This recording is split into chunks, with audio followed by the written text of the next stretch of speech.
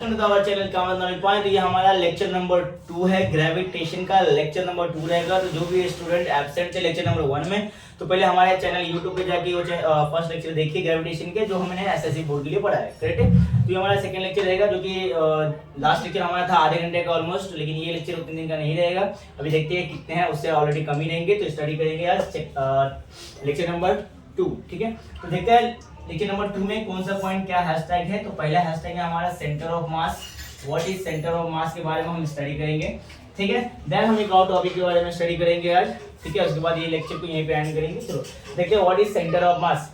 तो centre of मास क्या कहता है कि अगर हम कोई भी एक ऑब्जेक्ट है, जैसे कि इस चैप्टर में हम बार-बार किस चीज को ले रहे हैं, ऑब्जेक्ट्स को ले रहे हैं, तो ऑब्जेक्ट पे हमारा फोकस होना चाहिए। तो मान लेते हैं कि ये एक ऑब्जेक्ट है। ऑब्जेक्ट किसी भी शेप का हो सकता है। मान लो ऑब्जेक्ट इस शेप का भी हो सकता है, मान लो सर्कुलर शेप का भी हो सकता है, किसी भी शेप का ऑब्जेक्ट हो सकता है। ऑब्जेक्ट कैसा भी हो सकता है, इंसान भी एक ऑब्जेक्ट हो सकता है। तो हर एक ऑब्जेक्ट का अपना खुद का एक वजन, यानी कि खुद की क्या होती है, एक मास होती है। इसके पास भी खुद की एक मास होगी, इसके पास भी इसकी खुद की मास है, इसके पास भी इसकी खुद की मास है। करेक्ट है, यानी कि इसकी वजन है। तो यहाँ पे क्या कहना चाहता है, सेंटर ऑफ मास का क्या रूल है, ये मैं बताता हूँ। कोई भी ऑब्जेक्ट कैसा भी रहे, कैसे भी शेप का रहे, कोई भी ऑब्जेक्ट कैसा भी रहे, कैसे भी शेप का रहे, तो उसके पूरे बॉडी का मास, उसके पूरे बॉडी का मास एक ऐसी पॉइंट पे कॉन्सेंट्रेट करता है।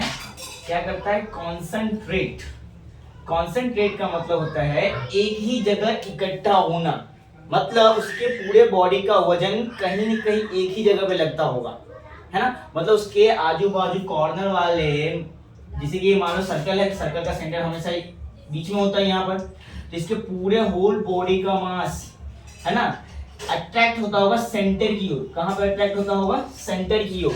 तो जहां पर किसी भी ऑब्जेक्ट की पूरी बॉडी का मास कॉन्सेंट्रेट होता है, यानी कि इकट्ठा होता है, उस जगह को कहते हैं सेंटर ऑफ मास। मतलब whole mass of the body is concentrated at one place, चाहे वो बॉडी के इनसाइड में हो या बॉडी के आउटसाइड में हो।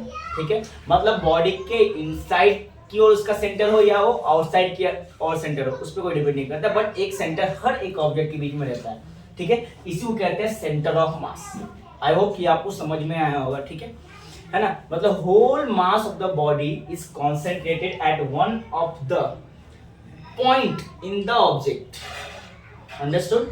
ठीक है, तो ये होता है हमारा सेंटर ऑफ मास। एक छोटी सी टॉपिक है, एग्जाम में अगर आगे लिखने के लिए what is centre of mass, तो हम बोल देंगे centre of mass is the mass, है ना, which is concentrated at one of the point of any object, चाहे वो either inside either outside. Is that clear? है ना। आपके टेक्स्ट बुक में कहीं भी इसके पॉइंट के बारे में स्टडी बताई गई रहेगी, तो वहां पे आप जाके लर्न कर सकते हो और इसको लिख भी सकते हो, अगर कॉन्सेप्ट समझ में आई हो तो, है ना।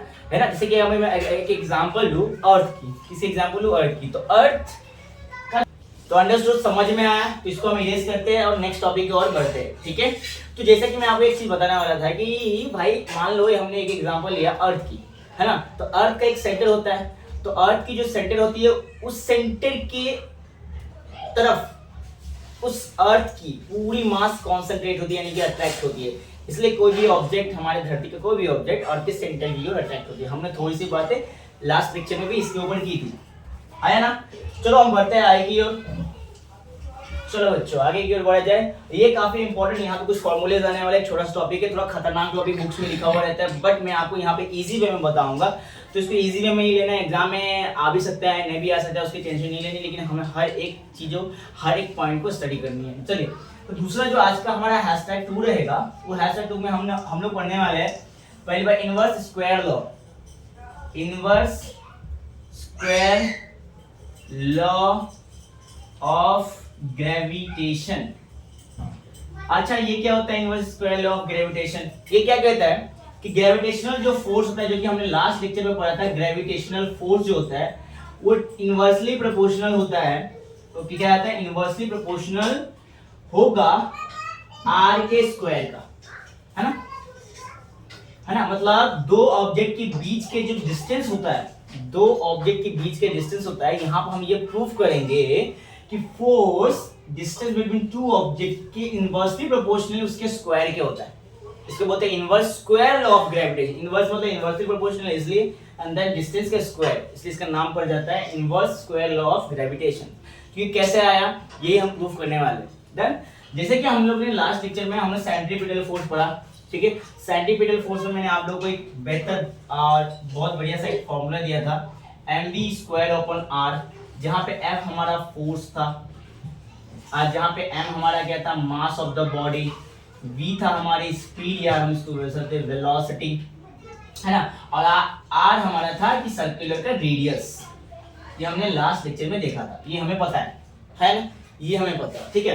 अब यहाँ पे एक हम एक कॉन्सेप्ट ले लेते हैं। जैसे कि आपको पता है सन के अराउंड अर्थ क्या करता है, रिवॉल्व करता है। तो सन यहाँ पे रहता है, मान लीजिए बीच में एक लाइन ज्वाइन किया, अब ये ऐसा कुछ अराउंड राउंड घूमेगा, है ना, जो कि हमने कैप्लस लॉ में पढ़ा था, करेक्ट। ये अर्थ और सन के अराउंड घूमेगा, है ना। तो अगर मैं अर्थ को एक ऑब्जेक्ट मान लूं, है ना, जो कि हम पत्थर, लास्ट लेक्चर में हम उसको एक जो कॉन्सेप्ट पढ़े थे सेंटीमीटर फोर्स में, उसमें हमने लिया था क्या, एक पत्थर का ऑब्जेक्ट का एग्जांपल लिए थे। यहाँ पर मान लेते हैं वो ऑब्जेक्ट अर्थ है और सन के अराउंड ऐसे घूम रहा है, इसके बीच में डिस्टेंस ये r है ना। तो इसकी कुछ न कुछ, तो ये हमारा ये कंटेंट यहाँ पे दिख रहा है, ठीक है। तो इतना आपको लास्ट लेक्चर में बताया गया था। तो जैसे कि मैं बताया कि अर्थ जो अराउंड में सन के अराउंड घूमेगा तो उसकी कुछ न कुछ क्या होगी, स्पीड होगी, है ना। तो अब सभी को पता है स्पीड की क्या फॉर्मूलीज होती है। स्पीड क्या कहता है कि जितनी भी डिस्टेंस ट्रैवल्ड है, जितने भी distance travelled by the body, यहाँ पर बॉडी हमारा अर्थ है ना, अपन टाइम पीरियड या टाइम रिवोल्यूशन होता है। ये फॉर्मूला आप बचपन से पढ़ते हैं, बचपन से तो नहीं बोल सकते, लेकिन 7वीं 8वीं से आप पढ़ते आ रहे, 7th 8th स्टैंडर्ड पढ़ते आ रहे, करेक्ट है। तो इन दोनों फॉर्मूले के बेसिस पे हमें प्रूफ करेंगे कि भाई जो हमारा एफ है वो इनवर्सली प्रोपोर्शनल है r स्क्वायर के, है ना। चलो हम आगे बढ़ते हैं इसी के साथ। डन। तो ये थोड़ा सा इरेज कर लिया जाए यहाँ पे, इस तरफ हम आपको बताएंगे, है ना। तो एक छोटा सा टॉपिक हम ले लेते हैं जो कि ये पढ़ रहे हैं हम, करेक्ट है। इधर f हो गया mv² r, I have speed क्या होता है, distance travel by the body upon time, ठीक है। आपको पता है कि जो अर्थ है वो थोड़ा सा सर्कुलर राउंड में घूमेगी, है ना। तो अगर ये पूरा कवर, एक पार्ट अगर पूरा कवर की, एक पार्ट पूरा कवर की, तो आपको पता है सर्कल की तरफ अगर मैं डिस्टेंस को ट्रैवल करता हूं तो मेरा डिस्टेंस क्या होता है, 2πr। क्या होता है, 2πr, है कि नहीं। पेरीमीटर किसका, सर्कल का, है कि नहीं। ये हो गया 2πr, इसका डिस्टेंस हो गया, है ना। और टाइम रिवोल्यूशन, कुछ ना कुछ टाइम रिवोल्यूशन यहाँ पे होगा, हम इसको कैपिटल टी ले सकते हैं। यानी कि हमारी जो स्पीड, तो स्पीड का अगर मुझे सिंबल लेना है, यहाँ से ले सकते हैं v। डिस्टेंस ट्रैवल हमारा आ जाएगा बच्चों 2πr, है ना। और हमारा टाइम रिवोल्यूशन हम कैपिटल टी में ले लेते हैं, ठीक है। किस में ले लेते हैं, टी में ले लेते हैं, है कि। अभी यहाँ पे v हो रहा है 2πr/t। अगर मान लो कि मैंने इसको नाम दिया इक्वेशन नंबर 1, इसको मैंने नाम दे दिया इक्वेशन नंबर 2, है ना। तो यहाँ पर हम लिख सकते हैं फ्रॉम 1 and 2, ठीक है। अभी हम क्या करेंगे, ये जो v की वैल्यू है, ये क्या है, ये जो v की वैल्यू है ये हम डायरेक्ट पुट कर देते हैं किसके अंदर, ये वाले v में। ये जो v की वैल्यू है ये हम डायरेक्ट किससे पुट करते हैं, ये वाले में, यानी इसलिए हम लिखा फ्रॉम 1 and 2। हमारा f क्या हो जाएगा, हमारा f हो जाएगा f equal to m into 2πr का whole square upon t। Done. इस तरह हमारा जो f बनेगा ये m into 4πr का whole square upon t। Is that clear, understood, है ना। ओके, वेट, सॉरी, एक छोटी सी मिस्टेक है, रुक जाओ, यहाँ पे थोड़ा सा चेंज करना पड़ेगा बच्चों, वेट, है ना। अभी आप देखिए ये m है, ये नीचे r हो गया हमारा, ये v कैसे करते हैं, v पूरा है 2πr, ये अपॉन में t है, ये पूरे का होल स्क्वायर होगा, यानी कि ये m अपॉन हो जाएगी r, हो जाएगी 4πr का स्क्वायर। तो यहाँ पे 2 का स्क्वायर हो जाएगी 4, पाई का भी स्क्वायर हो जाएगा 4π का स्क्वायर, एंड r का स्क्वायर हो जाएगा r स्क्वायर। यहाँ पे हो गया t बच्चों, तो t का स्क्वायर हो गया ये करके। तो ये चीज हमें यहाँ पे मिल जाती है, हाँ है ना, सबको दिख रहा है। अब यहाँ पे नीचे r है, यहाँ पे 2 r है, एक r से एक r कट जाएगा, तो हमारा f क्या मिलेगा, f मिल जाएगा तेरे को m 4π का होल स्क्वायर, एंड यहाँ पे बच जाएगी r और नीचे बच जाएगा t का होल स्क्वायर, ठीक है। हमें वो प्रूफ करने के लिए हम क्या करेंगे, अभी ऊपर नीचे दोनों r square and r square से मल्टीप्लाई करेंगे। अच्छा, क्यों करेंगे, क्या रीजन इसके पीछे, वो आपको आगे पता चलेगा जब हमारा प्रूफ क्लियर हो जाएगा तब, ठीक है।